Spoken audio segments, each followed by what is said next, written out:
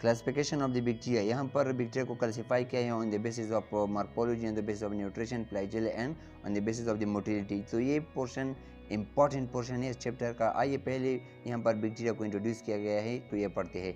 Bacteria हमारे पास single cell microbes है और इनका जो सेल है वो प्रोकैरियोटिक सेल से बना है, यानी कि ट्रू न्यूक्लियस नहीं होता, एर्गन मेम्ब्रेन नहीं होता, या ऑर्गेनील होते हैं लेकिन उसके एर्गन मेम्ब्रेन नहीं होते, और इनमें एक सर्कुलर लूप डीएनए पाया जाता है।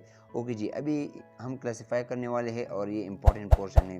बेस्ड ऑन मॉर्फोलॉजी, कोकाई का मतलब है वो बैक्टीरिया जो ओवल इन शेप या स्पेरिकल इन शेप होते हैं। यही स्पेरिकल इन शेप बैक्टीरिया हमारे पास पेयर शक्ल में भी होते हैं। अगर पेयर में पाए जाते हैं तो इनका एग्जाम्पल है नेमोकोकाई, मेनिंजोकोकाई, गोनोकोकाई। ये 3 एग्जाम्पल आपने याद रखने हैं। अगर यही बैक्टीरिया हमारे पास 4 सेल कंबाइन होकर पाए जाए तो हमारे पास टेट्रामीन 4 टेट्रेट्स, जैसे कि हमारे पास एग्जाम्पल है माइक्रोकोकाई। अगर ये बैक्टीरिया चेन शक्ल में पाई जाए तो इसको हम स्ट्रेप्टोकोकाई कहते हैं। अगर यही बैक्टीरिया ग्रुप शक्ल में पाया जाए तो इसको हम स्टेपाइलोकोकाई बैक्टीरिया कहते हैं। ओके जी, ये हमारे पास था ओवल इन शेप बैक्टीरिया। अब सेकंड नंबर पर आते हैं बेसिलाई। बेसिलाई का मतलब है रॉड इन शेप, यानी कि रॉड शक्ल में जो बैक्टीरिया पाई जाए, और इनको मजीद क्लासीफाई किया है coccobacilli. In which length and weight are approximately same. For example हमारे पास ब्रोसेला है। ब्रोसेला इस तरह का बैक्टीरिया है, रॉड शेप बैक्टीरिया है, जिसका लेंथ एंड वेट बिल्कुल इक्वल इन शेप होते हैं। तो ये इंपॉर्टेंट बैक्टीरिया है।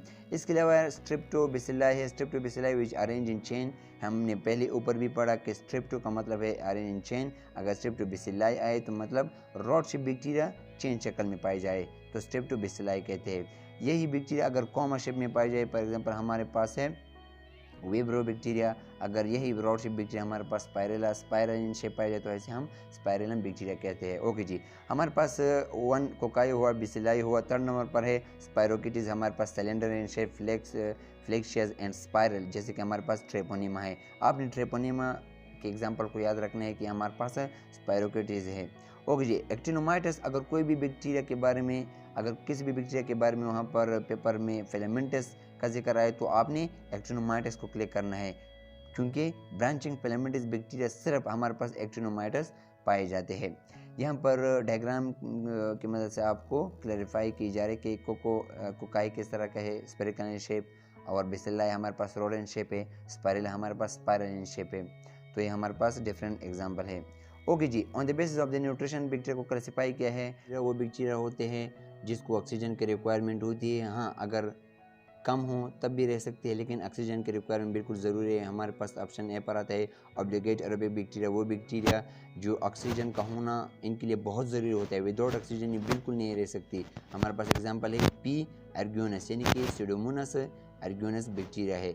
और ऑप्शन बी जो फैकल्टेटिव एरोबिक बैक्टीरिया है, ये अपनी मर्जी से रहती है। अगर ऑक्सीजन का होना तो लाजमी है, लेकिन अगर ना हो तब भी वो सर्वाइव कर सकती है। माइक्रो एरोपेलिक बैक्टीरिया वो बैक्टीरिया है जहाँ पर ऑक्सीजन थोड़ा सा भी कम होना तो वहाँ पर रह सकती है। माइक्रो मीन कम, एरोपेलिक मीन ऑक्सीजन, यानी कि कम ऑक्सीजन में भी अपनी सर्वाइव कर सकती है, जैसे कि हमारे पास कैम्पेलोबैक्टर जेजुनी है। Option B facultative aerobic micro aerophilic में क्या फ़र्क है? फैकल्टेटिव अपनी मर्जी से रहती है और माइक्रो एरोपेलिक कम ऑक्सीजन एरिया में भी रह सकती है। ओके जी, सेकंड पर है एनारोबिक बैक्टीरिया। वो बैक्टीरिया जिसको ऑक्सीजन की रिक्वायरमेंट ज़रूरी नहीं होती, मतलब कि अगर ऑक्सीजन हो तब वो सर्वाइव नहीं कर सकती। तो in the absence of the bacteria ये सर्वाइव करती है। हमारे पास क्लोस्ट्रीडियम टेटिनी है और बैक्टीरियोइड है। क्लोस्ट्रीडियम टेटिनी हमारे पास टेटिनस डिजीज़ को काज करती है ह्यूमन में। इन कॉन्ट्रैक्शन डिजीज़ है तो ये हमारे पास क्लोस्ट्रीडियम टेटिनी है, विदाउट ऑक्सीजन ये रहती है।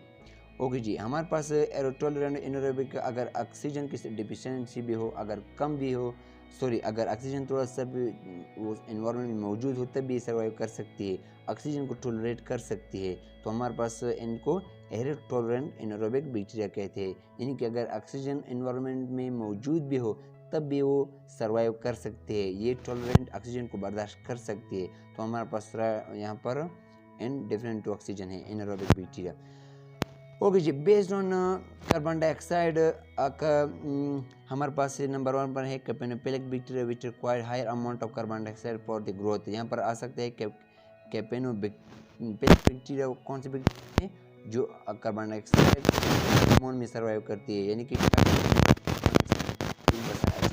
तो ये आपने याद रखना है। For example Haemophilus influenzae, Brucella abortus. हमारे पास सी नंबर टेम्परेचर आता है, टेम्परेचर के बेस पर डिवाइड किया गया है। और हमारे पास फर्स्ट पर आता है सैक्रोपाइल जो हमारे पास है वो बैक्टीरिया जो 0 to 20 डिग्री हमारे पास सर्वाइव करती है। हमारे पास एग्जांपल है Arthrobacter and Psychrobacter and member of the genera Halomonas and Pseudomonas, Hyphomonas and स्पेंगोमोनास।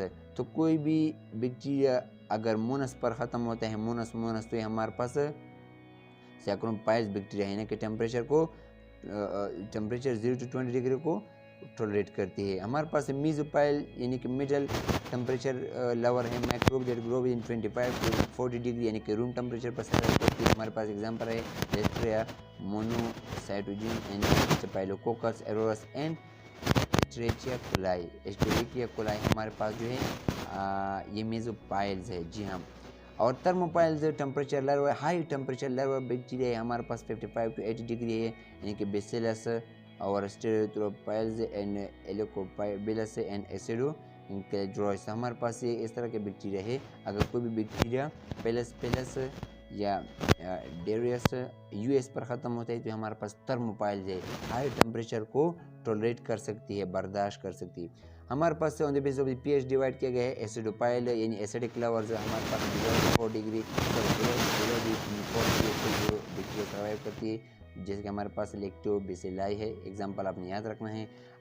अल्कलीपाइल्स हमारे पास बेसिक लेवल है यानी कि 8.2 to 8.9 अगर पीएच हो तो ये बैक्टीरिया सर्वाइव कर सकते हैं। वेब्रियो कोलेरा आपने पिछली स्लाइड में पढ़ा।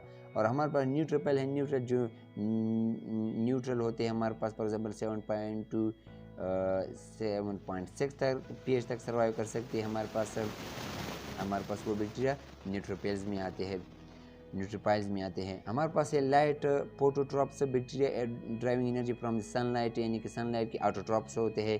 Phototropic organism such as algae, kelp, other protist such as Euglena and phytoplankton and the bacteria such as cyanobacteria. बहुत इंपॉर्टेंट बैक्टीरिया साइनोबैक्टीरिया हमारे पास फोटोट्रॉप बैक्टीरिया है। In the presence of the sunlight अपना वो food तैयार करती है, survive करती है।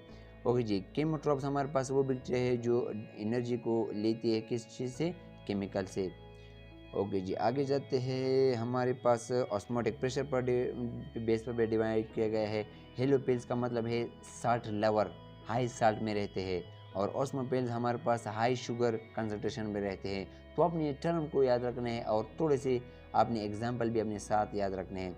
कार्बन सोर्सेस हमारे पास ऑटोट्रॉप्स भी होते हैं, यानी ऑटोट्रॉप्स जो खुद अपना फूड न्यूट्रिशन तैयार करते हैं, which produce inorganic carbon into organic carbon such as through photosynthesis. Inorganic carbon का मतलब है जो एनवायरनमेंट में इनऑर्गेनिक कार्बन है उसको रिड्यूस करता है through photosynthesis to organic carbon, तब वो कार्बन इस्तेमाल करते हैं एज अ फूड। और heterotrophs bacteria that grow by using the carbon that has been reduced by the autotrophs. ये वो कार्बन है जो प्लांट लेती है अपने, यानी कि ऑटोट्रॉप्स होते हैं, तो वही कार्बन पर ये हेटरोट्रॉप्स बैक्टीरिया लेते हैं और अपना खुराक तैयार करते हैं, यानी कि दूसरी ऑर्गेनिज्म पर डिपेंड करता है। हेटरोट्रॉपिक्स में आते हैं वो bacteria.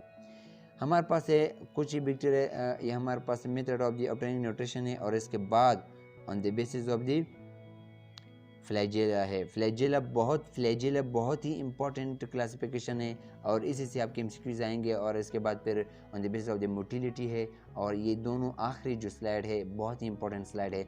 Method of obtaining nutrition, heterotrophic bacteria obtain their food from other living organism as they can not synthesise and their own. Heterotrophic bacteria वो बैक्टीरिया है जो खुद फूड तैयार नहीं कर सकती, और जैसे कि हमारे पास सिम्बायोटिक बैक्टीरिया भी वो बैक्टीरिया है जो कम्युनिकेशन दूसरे रिलेशनशिप के साथ अपना खुराक लेती है, यानी कि होस्ट के साथ रिलेशनशिप बनाता है, उनको भी फ़ायदा देता है और ख़ुद भी न्यूट्रिशन लेता है, फ़ायदा लेता है, तो ये सिम्बायोटिक बैक्टीरिया है। और पैथोजेनिक बैक्टीरिया अपने होस्ट को डिजीज़ उसमें काज करता है और खुराक लेता है, यानी कि नुकसान देता है, तो पैथोजेनिक बैक्टीरिया है। और सेप्रोफाइटिक बैक्टीरिया वो बैक्टीरिया है जो डेड बॉडी से या डेड ऑर्गेनिज्म से अपना फूड लेते हैं, और वो सेप्रोफाइटिक बैक्टीरिया में आते हैं। On the basis of the motility, जी हाँ, on the basis of the movement को बैक्टीरिया को क्लासीफाई किया है। हमारे पास कुछ इस तरह के बैक्टीरिया है जो मूवमेंट करते हैं, तो उसे हम मोटाइल बैक्टीरिया कहते हैं। हमारे पास एग्जांपल है salmonella, vibrio cholera and pseudomonas. तो आपने 3 एग्जांपल याद रखने हैं, इंपॉर्टेंट है इसके लिहाज से। नॉन मोटाइल नॉन मूवमेंटर बैक्टीरिया कौन से? Staphylococcus and शाइगेला। शाइगेला मैंने आपको पहले बताया कि इंटेस्टाइनल डिजीज़ को काज करते हैं, और ये हमारे पास नॉन मोटाइल है। हमारे पास मोटिलिटी टेस्ट परफॉर्म किया जाता है कि कौन से बैक्टीरिया मूवमेंट करते हैं, कौन से नहीं, तो इसके लिए मोटिलिटी टेस्ट परफॉर्म किया जाता है। हमारे पास जैसे कि आप देख सकते हैं 3 ट्यूब्स है। पहला ट्यूब एम्प्टी है, सेकंड ट्यूब में इन्होंने बैक्टीरिया डाला है, लेकिन वो सीधा एक लाइन ड्रॉ किया है, एक ही लाइन को ड्रॉ किया है, स्टेप लाइन को ड्रॉ किया है। तो इसका मतलब है कि ये नेगेटिव टेस्ट शो करता है, यानी कि मूवमेंट नहीं करते है बैक्टीरिया। अगर 3rd नंबर पर हम आए तो एक कलरफुल जो ट्यूब आप देख रहे हैं, इसका मतलब है कि बैक्टीरिया ने मूवमेंट किया है, तभी ये ट्यूब कलरफुल हो चुका है, तो हमारे पास पॉजिटिव मोटिलिटी शो करता है। तो ये भी इंपॉर्टेंट है। ओके जी, तो ये हमारे पास थे कुछ इंपॉर्टेंट स्लाइड। मुझे पता है कि एग्जांपल याद रखना और विथ टर्म तो ये थोड़े से मुश्किल है, लेकिन अगर 2 बार अगर आप इस स्लाइड को रीड करें तो कुछ भी मुश्किल नहीं है। क्लासिफिकेशन बिल्कुल ईजी है, लेकिन आपने एग्जाम्पल को भी याद रखना है। 2-2, 3-3 एग्जाम्पल आपने उठाने एक क्लासिफिकेशन से, और इसके अलावा आपने हेलोपिल्स, थर्मोपिल्स और तो ये सारे टर्म्स को आपने थोड़े से अपने जहन में याद रखने हैं। बाकी इंशाल्लाह इससे एमसीक्यूज आएंगे, और आपने दोबारा 2-3 बार अपने स्लाइड रीड करने हैं। तो हमारा चैप्टर यहीं तक था, माइक्रोबायोलॉजी का चैप्टर। इंशाल्लाह हम नेक्स्ट चैप्टर भी अपलोड करते जाएंगे मुख्तलिफ सब्जेक्ट के। तो आज तक इतना ही। अपना बहुत ख्याल रखिएगा, मेरे चैनल का भी। अल्लाह हाफिज़।